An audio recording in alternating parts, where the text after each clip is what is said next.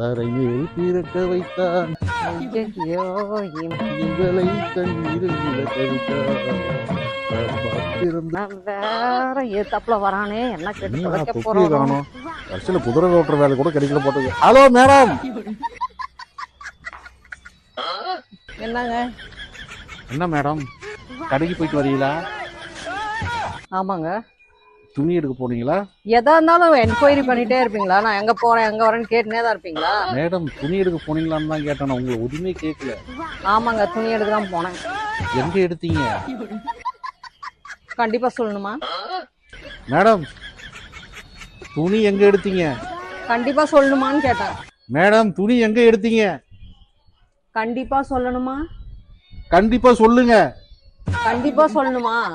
ஆமா மேடம், கண்டிப்பா சொல்லுங்க. கண்டிப்பா சொல்லணுமா? ஆமா மேடம், கண்டிப்பா சொல்லுங்க. கண்டிப்பா சொல்லணுமா? ஆமா மேடம். கடை பேர் எத்தனை வாட்டி சொன்னாலும் புரியாது போல இருக்கு இந்த மண்டமா.